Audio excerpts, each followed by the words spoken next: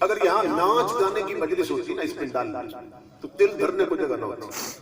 اللہ اکبر. لیکن قلب و باطن کی دنیا چونکہ اجڑ چکی ہے اور آگے چل کے عرض کرتا ہوں اس کے اجڑنے کا سبب کیا ہے. تو بہت سے لوگ ہیں پڑوس میں رہ کر بھی نہیں آ سکتے. کوئی ٹچ موبائل پہ بیٹھا ہے, کوئی حکے پہ بیٹھا ہے, کوئی تاش بازی پہ بیٹھا ہے, کوئی ٹی وی پہ بیٹھا ہے. اس کی طبیعت مائل ہی نہیں ہوئی اس مجلس کی طرف. اور بزرگ فرماتے ہیں ان حدیثوں کی روشنی کہ جو گھر چھوڑ کے اس جنت میں نہیں آتے نا جہاں پہ آنا بہت آسان ہے, وہ قبروں سے اٹھ کر پل صراط کراس کر کے اس جنت میں بھی نہیں جا سکتے. صحیح. یہ سمجھ لیں. اس لیے حضور نے فرمایا تھا کہ میرے جس غلام کو دیکھو نا کہ مسجد میں آتا جاتا ہے کیونکہ مسجدیں بھی جنت ہے. سبحان اللہ. بے شک. تو حضور نے فرمایا تھا میرے جس غلام کو دیکھو کہ مسجد آتا جاتا تو تم گواہی دے سکتے ہو کہ یہ بندہ جنتی ہے. جنتی نہ ہوتا تو مسجد میں آتا جاتا کیسے؟ ان محفلوں کی حاضری کو چھوٹی حاضری نہ سمجھو. 3 جملے کبھی اکٹھے لکھے جاتے ہیں, ادیب اکٹھا لکھتے تھے, خطیب اکٹھے بولتے تھے, 3 سینٹنس. اور یہ یونیورسل ٹروتھ تھا, ایک آفاقی سچائی تھی. کیا یہ کہاں جاتا تھا, لکھا جاتا تھا کہ یہ ہو ہی نہیں سکتا کہ شمع جلے اور پروانہ نہ پہنچے. دوسرا جملہ یہ تھا یہ ممکن ہی نہیں پھول کھلے اور بلبل نہ آئے. سبحان اللہ. کیا بات ہے. اور تیسرا جملہ یہ تھا کہ یہ ہو ہی نہیں سکتا کہ کملی والے کا ذکر ہو اور غلام نہ پہنچے. سبحان اللہ. کیا کہنا ہے. مگر فتنوں کے اس دور میں, دینی بے حسی کے اس دور میں یہ ناممکن بھی ممکن ہو گیا. لوگ اہمیت نہیں دیتے ان محفلوں کی حاضری کو. تو جو آئے ہیں انہیں مبارک دیتا ہوں. تم جتنا وقت گزارو گے جنت میں گزارو گے. ہمیں محسوس نہیں ہوتا. حضرت شاہ عبدالعزیز محدث دہلوی سے کسی نے پوچھا کہ حضرت کیا سبب ہے کہ جہاں رانگ اور باتوں کی مجلس ہو, جہاں ڈانس اور نغموں کی محفل ہو, جہاں ناچنے والیاں ہوں, گانے والیاں ہوں, وہاں کسی کو کبھی نیند نہیں آتی. سبحان اللہ. لیکن ذکر خدا اور رسول کی مجلس میں نیند کیوں آنے لگتی؟ ایمان سے بتائیں کبھی گانوں کی مجلس میں, رقص و سرود کی مجلس میں بھی کسی کو سوتے دیکھا ہے؟ اور وہاں سب کی طلب ہوتی ہے کہ اگلی سیٹوں پہ پہنچے, اگلی جگہوں میں بیٹھے. اور دینی مجلس میں طلب ہوتی ہے پیچھے کہیں جگہ مل جائے. جو دینی مجلسوں میں پیچھے رہے وہ وہاں بھی پھر پیچھے رہ جائے. حضرت شاہ عبدالعزیز محدث دہلوی سے پوچھا گیا کہ رقص و سرود کی مجلسوں میں اور گانوں کی محفلوں میں نیند نہیں آتی, ذکر رسول کی مجلس میں نیند کیوں آنے لگتی؟ آپ نے فرمایا بیٹا سیدھی سی بات, دیکھیں کامن سینس کی بات کر رہے ہیں, فرمایا سیدھی سی بات ہے میرے بیٹا کہ نیند کانٹوں پہ نہیں آتی, نیند پھولوں پہ آتی ہے.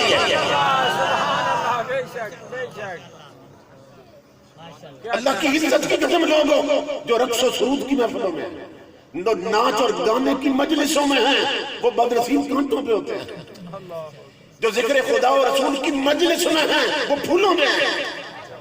مگر یہ پھول اور کانٹے ابھی نہیں دکھائے جائے. ایمان بالغیب نہیں رہتا. یہ کانٹے اور پھول اس دن نظر آئیں گے جس دن یہ آنکھ بند ہو جائے گی اور یہ آنکھ کھل جائے گی. سبحان اللہ. کیا کہنا ہے. اس دن خبر ہوگی کتنا وقت کانٹوں پہ گزرا تھا اور کتنا پھولوں پہ گزرا تھا, اور کہاں کانٹے تھے اور کہاں پھول تھے. سبحان اللہ. سمجھ رہے؟ فیض آباد میں دھرنا تھا نا, اس کے دوران جب لاشیں گر رہے تھے, جب شیلنگ ہو رہی تھی, امام الانبیاء کے غلام ایک جوان کی شادی کے دن آ گئے تھے اور وہ تحفظ ناموس رسالت کے لیے دھرنے میں بیٹھا تھا. گوجرا والا سے اس کے باپ نے فون کیا تیرے شادی کارڈ تقسیم ہو گئے. اور تیری تاریخ آ گئی ہے دولہا بننے کی، اور تو وہاں بیٹھا ہے سر کٹانے کے لیے۔ اس نے کہا اگر میرا بیٹا ہے نا تو دھرنا چھوڑ اور گھر پہنچ۔ اس جوان نے کہا وہ جو پھولوں پہ بیٹھا تھا، سبحان اللہ، اس نے کہا ابھی پھول بند نہیں کرنا، میری سن، اگر میرا باپ ہے تو گھر چھوڑ دھرنے میں آ، دونوں مل کے حضور پہ قربان ہوتے ہیں۔ سبحان اللہ، سبحان اللہ۔ کیوں؟ پھولوں کا فرق اور ہے، کانٹوں کا اور۔ اس لیے میرے آقا کے غلام خوش وقت ہو کہ جن اللہ رب العزت نے حضور کے ذکر کی مجلس میں حاضری کا شرف عطا کر دیا۔ سبحان اللہ، یہ کوئی چھوٹی سی بات نہیں، لوگ آ سکتے ہیں مگر نہیں آتے۔ کیوں؟ اس لیے کہ دلوں کی دنیا اجڑ چکی ہے۔ نبی اکرم صلی اللہ تعالیٰ علیہ وسلم نے جس چیز سے منع کیا تھا کہ یہ دلوں کو روگ لگاتی ہے، دل برباد کر دیتی ہے، ہماری میجارٹی اور اکثریت نے اسی کو جفا مار دیا۔ دل کیوں نہ ہو جائے؟ امام الانبیاء نے فرمایا تھا یکون فی ہذہ الامت اربع فتن، حضور نے فرمایا تھا میری امت میں یاد رکھنا 4 بڑے فتنے پیدا ہوں گے مختلف ادوار میں، مختلف زمانوں میں، جو میری امت کی بربادی کا سبب بن جائے گا۔ اللہ اکبر۔ اور آخری فتنہ جس میں ہم مبتلا ہو چکے ہیں، امام الانبیاء نے فرمایا وآخرها الغنا، اور میری امت کی بربادی کا آخری فتنہ گانا بجانا ہوگا۔ اللہ اکبر۔ راگ، باجے، گانے، نغمے، گیت، حضور نے فرمایا میری امت کی بربادی کا سبب بنتا ہے۔ اب بتاؤ کہ جس چیز کو حضور فرمائے کہ تم نے اپنا لیا تو برباد ہو جاؤ گے، اب ہماری میجارٹی نے اسی کو اپنا رکھا ہے، تو ہمیں بربادی سے کون بچا سکتا ہے؟ سبحان اللہ، یہ ہماری بربادی کے اسباب ہیں، ان میں سے ایک سبب۔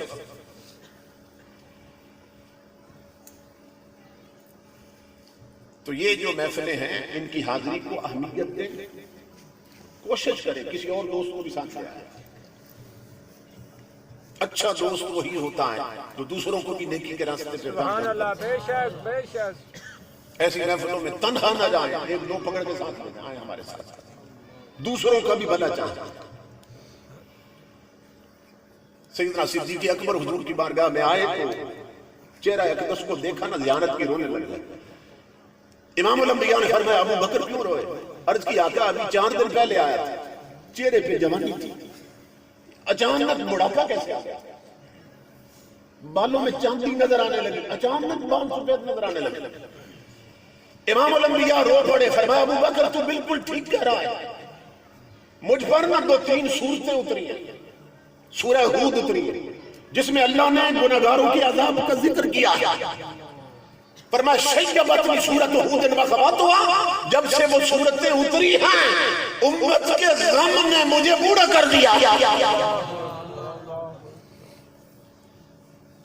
ہماری فکر ہمارے رسول پر بڑھاپا لے آئی تھی، اور جن کے لیے اتری ہیں اٹھن سے مچ نہیں ہوتے ہیں۔ ان محفلوں کا مقصد صرف یہ نہیں ہے کہ آئے اور کانوں کا چسکا پورا کر کے چلے جائے، سبحان اللہ، بے شک۔ نہ فکر بدلی، نہ کردار بدلا، نہ گھر کا ماحول بدلا، نہ بہو بیٹیوں کا لباس بدلا، نہ شادیوں کے رسم و رواج بدلے، اور صرف نعرے لگائے گھر چلے گئے۔ امام الانبیاء کا جو میلاد ہے اس کے 2 آسپیکٹ ہیں، 2 پہلو ایک ذہن میں رکھیں۔ ایک ہے حضور کا جشن منانا،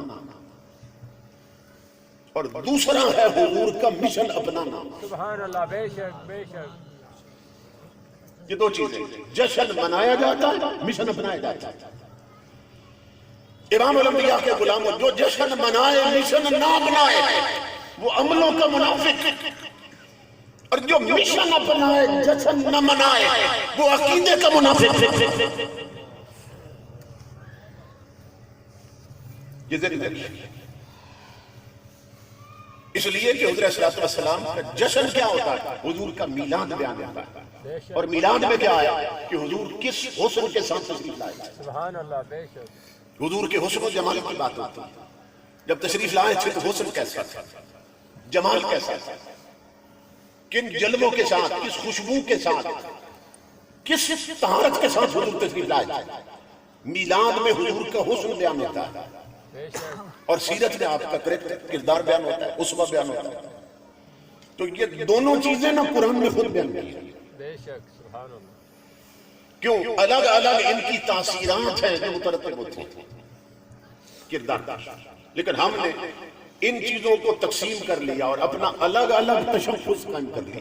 سبحان اللہ. کچھ صرف میلاد والے، کچھ صرف سیرت والے. حالانکہ قرآن اکٹھا بیان کر رہا ہے دونوں چیزوں کو. پورے قرآن پڑھ لیے.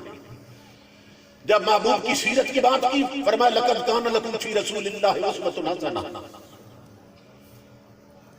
اے محبوب کا کلمہ پڑھنے والوں، تمہارے لیے سب سے بہتر نمونہ میرے حبیب کی زندگی میں. بے شک اب سیرت کی بات ہوئی. اور جب امام الانبیاء کے حسن کی بات کی، آقا نے پتھر یا مٹی پھینکی تھی. اللہ فرماتا ہے وَمَا رَمَيْتَ إِذْ رَمَيْتَ وَلَٰكِنَّ اللَّهَ رَمَىٰ. میرے محبوب کو تو نے نہیں پھینکی، ادا تیری تھی مگر فعل میرا تھا. سبحان اللہ سبحان اللہ. یہاں حسن بیان ہو رہا ہے. سیرت کی بات کی قرآن میں اللہ نے فرمایا فَبِمَا رَحْمَةٍ مِّنَ اللَّهِ لِنتَ لَهُمْ وَلَوْ كُنتَ فَظًّا غَلِيظَ الْقَلْبِ لَانفَضُّوا مِنْ حَوْلِكَ. فرمایا میرے حبیب یہ خدا کی رحمت ہے کہ تو صرف رحمت، کہ تیری طبیعت میں نرمی ہے میرے حبیب. سبحان اللہ. اگر آپ تلخ مزاج ہوتے، طبیعت میں سختی ہوتی، تو یہ جو شمع رسالت کے گرد پروانوں کا ہجوم ہے یہ سارے منتشر ہو جاتا. سبحان اللہ. بے شک تیرے اخلاق نے انہیں تیرا گرویدہ بنا رکھا. یہاں سیرت کی بات اور حسن کی بات کی فرمایا وَالضُّحَىٰ وَاللَّيْلِ إِذَا سَجَىٰ. محبوب مجھے تیرے چمکتے ہوئے مکھڑے کی قسم، تیری بکھری ہوئی زلفوں کی قسم میرے حبیب. یہاں حسن کی بات ہو رہی ہے. تو قرآن پڑھے رب العزت کہیں محبوب کی سیرت بیان کرتا، کہیں محبوب کا حسن بیان کرتا. کیوں؟ الگ الگ تاثیرات اور اثرات ہیں ان دونوں. اور آج نتیجہ دیکھو، امام الانبیاء کے غلاموں آقا کی جب سیرت بیان کی جائے نا، سیرت بیان کی جائے تو تاجدار کائنات کی اطاعت پیدا ہوتی ہے. اور امام الانبیاء کا حسن بیان کیا جائے تو حضور کا عشق پیدا ہوتا ہے. سبحان اللہ. بے شک امام الانبیاء کی اگر سیرت بیان کی جائے تو پیچھے چلنے کو دل کرتا ہے. اور امام الانبیاء کا اگر حسن بیان کیا جائے تو پھر قربان ہونے کو دل کرتا ہے. یہ فرق ہے، یہ اثرات ہوتے ہیں. اب جہاں صرف سیرت ہے وہاں عمل زیادہ نظر آتا ہے، اور جہاں حسن بیان ہوتا ہے وہاں عشق زیادہ نظر آتا ہے. اگر اکٹھے ایک جگہ پہ عمل بھی ہو اور عشق بھی ہو تو پھر تمہارا جس طرف رخ ہوگا اللہ کی عزت کی قسم منزل خود بڑھ کے تمہارا استقبال کرے گا. سبحان اللہ. یہ سب سے بڑی طاقت. اس لیے امام الانبیاء کے غلاموں یہ سبق سیکھتے جاؤ کہ اگر آقا سے تعلق مستحکم کرنا ہے تو پھر جشن مناؤ اور شریعت اپناؤ، سبحان اللہ. بے شک ورنہ حضور سے رشتہ مستحکم نہیں ہوگا. پکا یہ ہماری خوشبختی ہے کہ اللہ نے ہمیں حضور کا غلام بنایا. بے شک اس کا ادراک اور احساس ہی ختم ہوتا جا رہا ہے کہ اللہ نے حضور کا غلام بنا کے ہم پر کتنا بڑا احسان کیا. 11 نبیوں نے دعائیں مانگی تھی تفسیروں میں، 11 نبیوں کہ مولا تو نے ہمیں محبوب کا امتی بنا دینا. نبیوں دعا کر رہے ہیں، نبی دعا کر رہے ہیں محبوب کا امتی بنا دینا. اور تفسیروں میں ہے قیامت کے دن اللہ کے عرش کے ساتھ نبیوں کے ممبر لگے ہوں گے. وہ جلوہ گر ہوں گے اپنے ممبروں پر، سب بیٹھے ہوں گے مگر حضور کھڑے ہوں گے. حضور نہیں بیٹھے، اپنی امت میں کھڑے ہیں حضور. باقی نبی امتیں چھوڑ کر ممبروں میں، حضور ممبر چھوڑ کر امت میں. دیکھیں حضور کی لجپالی. تفسیروں میں حضرت ابراہیم علیہ السلام کھڑے ہو جائیں گے اپنے ممبر سے اور عرض کریں گے مولا مجھے ایک اجازت دے. تصور کرنا ذرا، خلیل ابراہیم علیہ السلام عرض کریں گے مولا مجھے اجازت دے اللہ جانتا ہے کیا مانگنا چاہتا ہے، لیکن حشر والوں کو سنانا چاہتا ہے۔ اللہ فرمائے گا کیا اجازت مانگنا چاہتا ہے؟ ابراہیم علیہ السلام عرض کریں گے مولا مجھے اجازت دے کہ نبیوں کی صف سے نکل کر تیرے حبیب کی امت کی صفوں میں چل جاؤں۔ تصور کریں آپ، اس پر شرح حدیث نے لکھا علماء نے کہ وہ حضور کی امت کی صفوں میں کیوں آنا چاہتے ہیں، سبحان اللہ سبحان وہاں سے اٹھ کر ادھر کیوں آنا چاہتے ہیں؟ تو علماء نے لکھا اس لیے کہ ابراہیم علیہ السلام دیکھ رہے کہ آج خدا کی رحمتوں کا رخ اتنا ادھر نہیں جتنا ادھر ہے جہاں حضور کھڑے ہیں۔ تو جس کی غلامی کی طلب نبیوں نے کی، وہ ہماری طلب کے بغیر اللہ نے ہمیں غلام بنا دیا۔ تصور تو امام شامی لکھتے ہیں، آپ لکھتے ہیں 70,000 نبیوں نے ہجرت کی تھی، 2-4 نہیں، 2-400 نہیں، 2-4,000 نہیں، 70,000 نبیوں نے ہجرت کی تھی، اپنے وطن چھوڑ دیے تھے اور حضور کے شہر میں مکے میں آ کے آباد ہوئے تھے۔ امام شامی لکھتے ہیں تم سوچو کہ نبیوں نے وطن کیوں چھوڑے تھے، مکے میں کیوں آئے تھے؟ وہ فرماتے ہیں 70,000 نبی مہاجر بن گئے، اپنے وطن چھوڑے مکے میں آیا صرف اس لیے انہیں معلوم تھا رب کے حبیب نے یہاں پیدا ہونا ہے، اور 70,000 نبیوں کو طلب کھینچ لائی مکے میں کہ مکے میں جائیں، وہیں پہ فوت ہوں، وہیں قبریں بنے۔ ہو سکتا ہے رب کا حبیب کسی دن قبروں کے اوپر ہی سے پھیرا لگا جائے۔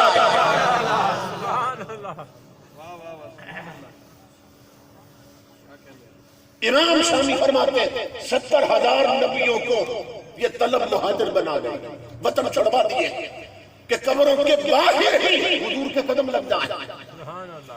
وہ ہم حضور کا میلاد کیوں نہ منائیں؟ مصطفیٰ کے میلاد میں آنے والا اپنا مقدر نیک اور نبیوں کو طلب کی قبروں کے باہر ہی قدم لگ جائیں، وہ تیری قبر کے اندر مصطفیٰ تشریف لاتے ہیں۔ سبحان اللہ سبحان اللہ زندہ باد زندہ باد تاجدار ختم نبوت زندہ باد زندہ باد لبیک لبیک لبیک یا رسول اللہ لبیک لبیک لبیک یا رسول اللہ لبیک لبیک لبیک یا رسول اللہ لبیک لبیک لبیک یا رسول اللہ۔ اس لیے اس اعزاز کی حقیقت کو سمجھو، عظمت کو سمجھو۔ حضور صلی اللہ علیہ وسلم نے خود اصحاب پیغمبر کی مجلس میں فرمایا، یہ صرف ہم بیان نہیں کرتے ہیں، حضور احساس دلا رہے پوری امت، خطاب پوری امت کو تھا، سامنے صحابہ کرام بیٹھے تھے۔ امام الانبیاء نے فرمایا میری امت، میرے غلاموں، سجدہ شکر ادا کیا کرو۔ کس بات پر؟ کہا اللہ کا شکر کرو کہ انا حظکم من الانبیاء وانتم حظی من الامم۔ فرمایا جب اللہ امتوں کو نبی دے رہا تھا نا تو میرے امتیوں شکر کرو، تم میرے بن گئے میں تمہارا بن گئے۔ تو ہمیں بھی تو احساس ہونا چاہیے کہ ہماری طلب کے بغیر حضور کا غلام بنا دیا، اللہ نے کتنا بڑا احسان کر دیا۔ معلوم نہیں آج ہماری حالت کیا ہوتی ہے، اس لیے اللہ فرماتا ہے وَمَا أَرْسَلْنَاكَ إِلَّا رَحْمَةً لِلْعَالَمِينَ، کہ محبوب کو ہم نے تمام جہانوں کے لیے رحمت بنا کے بھیجا ہے۔ حضور رحمت بن کے تشریف لائے، اس کی بے شمار تشریحات اور تفسیرات ہیں۔ تو امام الانبیاء کے غلاموں، اس سے ایک مراد یہ ہے کہ میرے محبوب کے پیچھے چلنے والے اور یار کی ماننے والے اور اتباع کرنے والے کبھی گھاٹے میں نہیں رہتے، ہمیشہ فائدہ اٹھاتے ہیں۔ سبحان اللہ سبحان اللہ۔ اس لیے کہ جو صرف رحمت بن کے آئے پھر اس کی پیروی سے نقصان ہو جائے یہ ہو ہی نہیں سکتا، پھر تو رحمت نہیں ٹھہرے۔ تو اللہ رب العزت نے حضور کی اتھارٹی کو بیان کیا، یہ پیغمبر کا منصب سمجھیں، کیونکہ یہ لا دینیت کا دور ہے، الہاد کا دور ہے۔ اس دور کا سب سے بڑا فتنہ جو ہے نا وہ الہادیت، دہریت۔ پہلے یہ ہوتا تھا کہ لوگ جب کوئی ہندو بن جاتا تھا نا معاذ اللہ، تو وہ پھر مندر میں بیٹھا ہوا نظر آتا تھا، بتوں کی پوجا کرتا تھا، کشکا لگا لیتا تھا، زنار پہن لیتا تھا، دیکھ کے معلوم ہو جاتا تھا یہ مسلمان سے یہ معاذ اللہ ہندو ہوتے ہیں۔ کوئی عیسائی بن جاتا تو گلے میں سلیب لٹکا لیتا تھا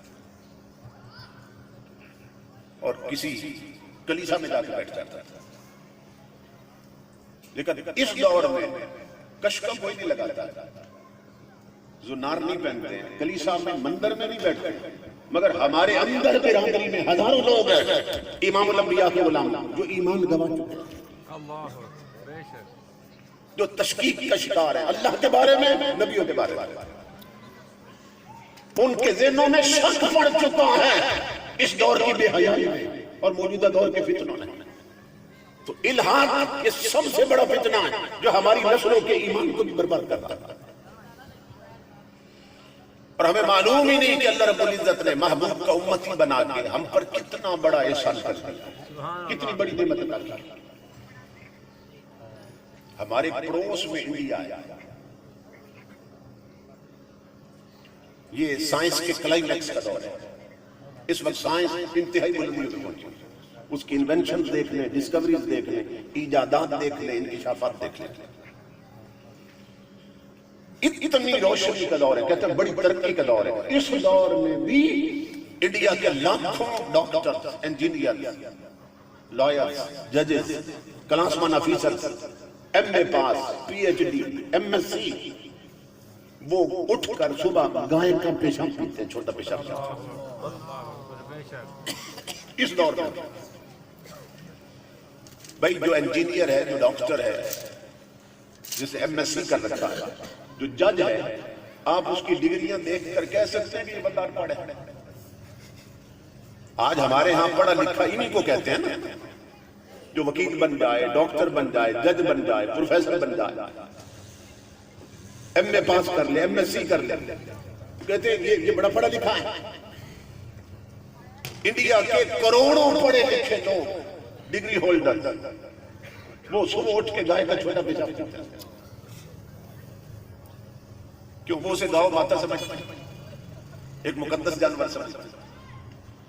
اور اس سے بھی عجیب بات کہ انڈیا کا پرائم منسٹر گزرا ہے، prime minister of India, India کا وزیر اعظم مرارجی دیسائی اس کا نام ہے، وہ بدبخت اپنا چھوٹا پیشاب خود پیتا تھا۔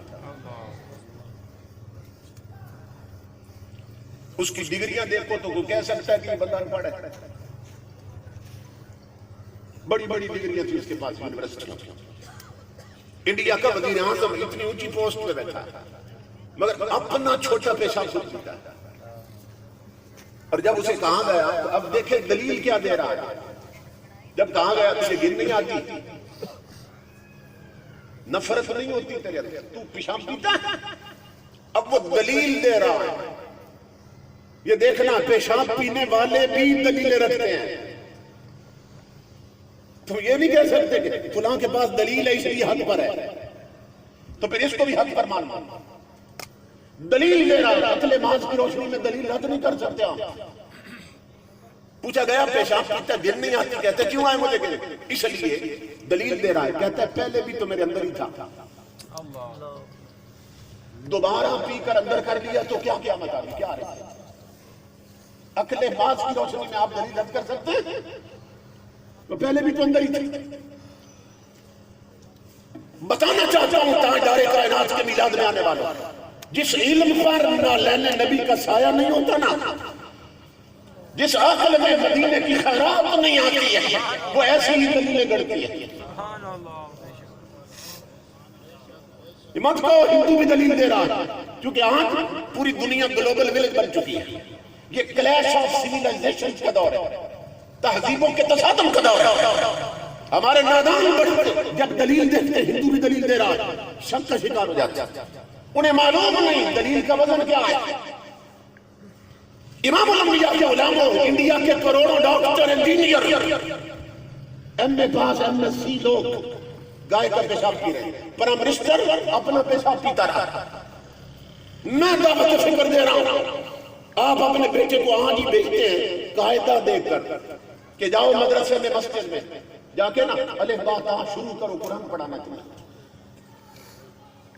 اس نے ابھی کسی کالج کا منہ نہیں دیکھا، آپ نے گھر سے بھیجا ہے قاعدہ دے کر۔ راستے میں چلتے ہوئے اگر اس بچے کے کپڑوں پر مٹی کا بھی چھینٹا پڑ گیا نا بارش کی وجہ سے، تو مدرسے میں مسجد میں جائے گا، قاعدہ چوٹ کر اونچی جگہ پہ رکھے گا، سیدھا چوٹیوں پہ جا کے مل کے دو رہا ہوگا۔ بے شک سبحان اللہ، بے شک سوال یہ ہے اس بچے نے ابھی کوئی کالج کا منہ نہیں دیکھا، بے شک اس کے پاس ڈگری کوئی نہیں، مگر اس کی طبیعت میں اتنی نفاذ